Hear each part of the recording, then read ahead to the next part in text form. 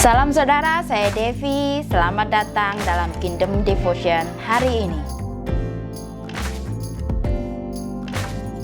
2 Korintus 13:11 mengatakan, akhirnya saudara-saudaraku, bersukacitalah, usahakanlah dirimu supaya sempurna, terimalah segala nasihatku, sehati sepikirlah kamu, dan hiduplah dalam damai sejahtera, maka Allah sumber kasih dan damai sejahtera akan menyertai kamu.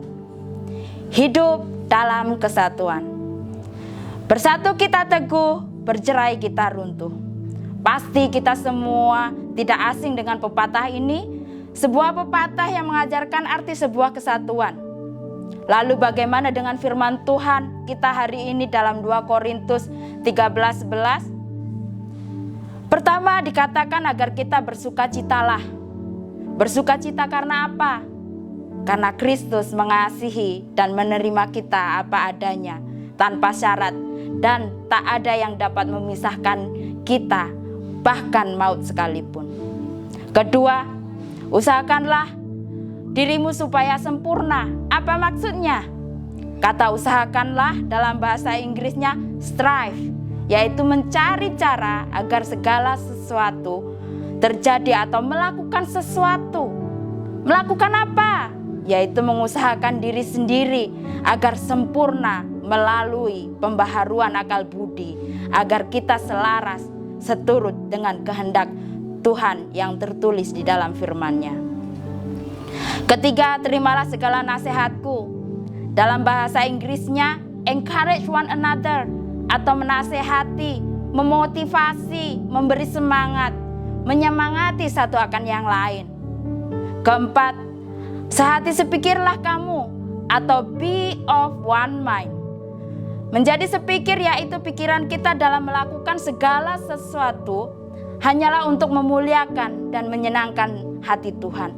Lalu yang terakhir dikatakan live in peace, hidup dalam damai.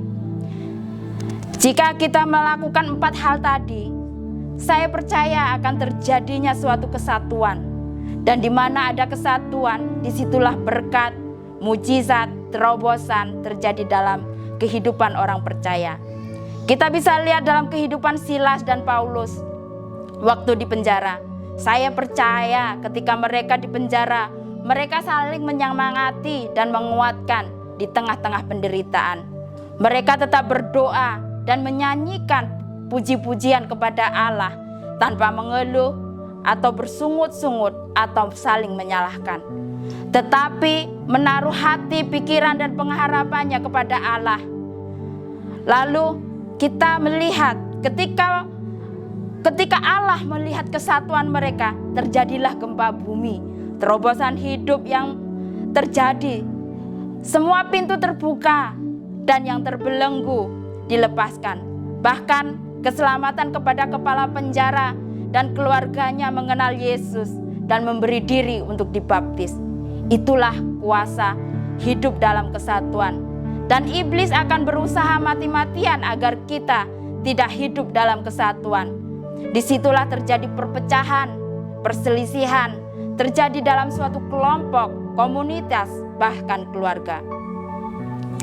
2 Korintus 5 ayat 10 mengatakan, sebab kita semua harus menghadap Kristus untuk dihadili, dan kehidupan kita akan tersingkap di hadapannya.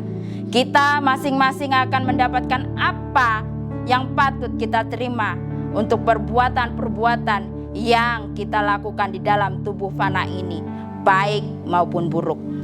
Apa pesan dari firman 2 Korintus 5 ayat 10 yang baru saja kita baca tadi? Firman itu mengatakan kita akan mempertanggungjawabkan akan apa yang kita lakukan melalui tubuh fana ini. Perbuatan-perbuatan apa yang telah kita lakukan dengan harta, talenta, waktu, energi, ucapan dan perlakuan kita terhadap satu akan yang lain.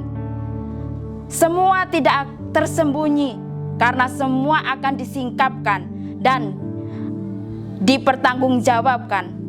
Kiranya kita semua menjadi penata layan yang baik dan setia, yang layak menerima mahkota kehidupan yang Tuhan sediakan. Ketika kita tahu dan sadar bahwa segala sesuatu ada yang harus dipertanggungjawabkan, kita akan hidup penuh dengan kewaspadaan, alert, siap siaga senantiasa, tidak sembrono dan sembarangan atau mabuk anggur kenikmatan dunia. Marilah kita semua mulai detik ini hidup dengan bijak, dipenuhi rasa takut, hormat, dan gentar akan firman-Nya. Firman Tuhan untuk dihidupi, bukan sekedar hiasan atau pemanis bibir. Mari kita berdoa.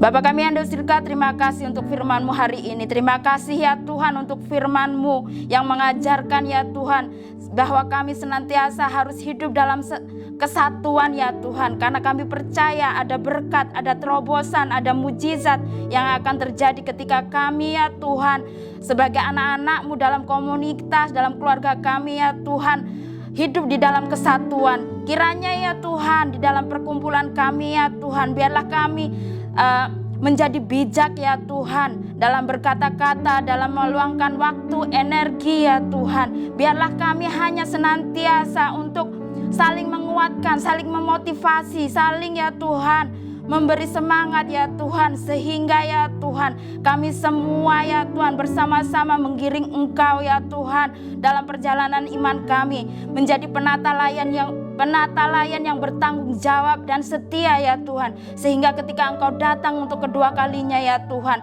Kau menamakan kami sebagai anak-anak-Mu yang setia dan rendah hati ya Tuhan.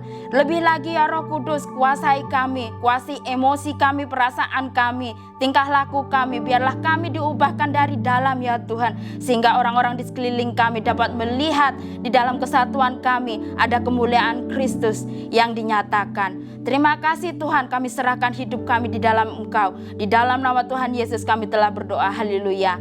Amin.